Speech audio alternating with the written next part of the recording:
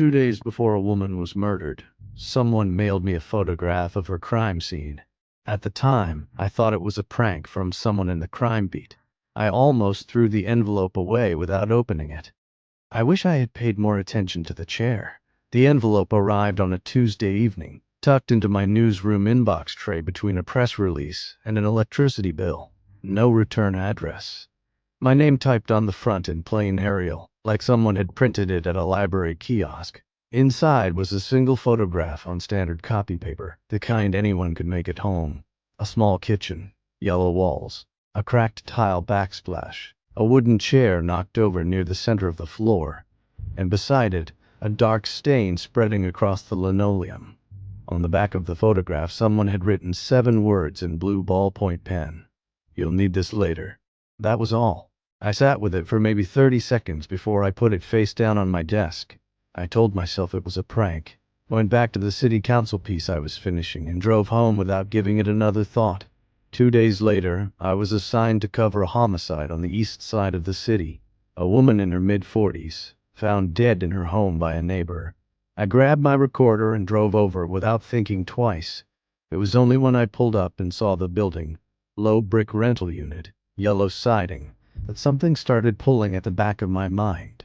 A quiet tug, the kind your brain makes when it knows something your mouth isn't ready to say. I could see straight through the open front door into the kitchen beyond.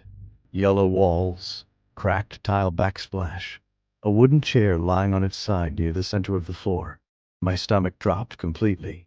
I already knew what that kitchen looked like. I had been staring at it 2 nights ago on a sheet of copy paper. The chair was in the exact same position. The stain was already there in the photograph before the woman was dead. I stood on that sidewalk and could not move for what felt like a very long time. I called the detective assigned to the case that same afternoon and told him everything. He came to the newsroom that evening, collected the envelope and the print in an evidence bag, and told me they would look into it. Professional, calm.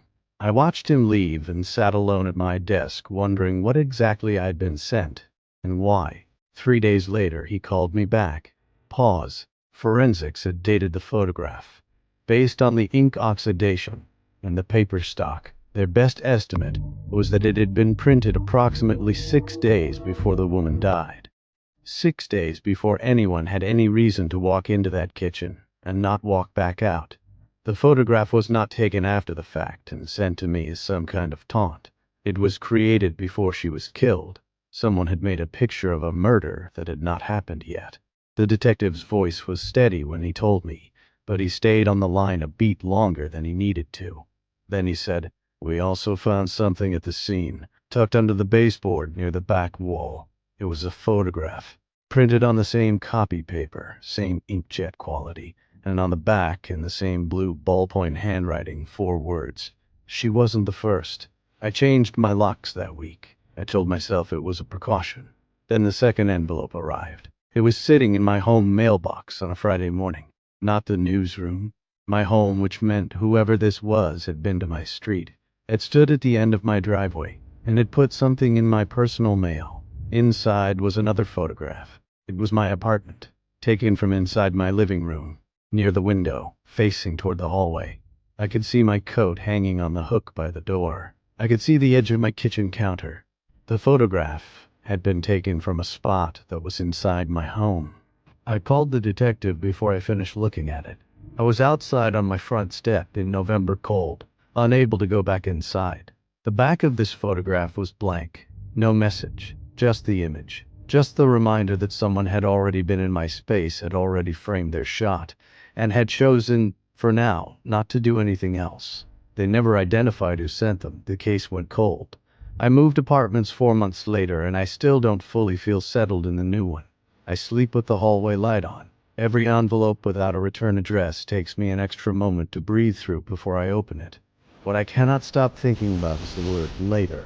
You'll need this later. Whoever sent that first photograph knew exactly what was coming, and decided the most useful thing they could do was give me a preview. Not a warning, not a confession, a preview, like they wanted me watching. Like the whole thing was staged for an audience, and I was the one they had chosen to sit in the front row. I don't know if I was meant to be next, or if I was just meant to watch. Some nights I'm not sure which worse.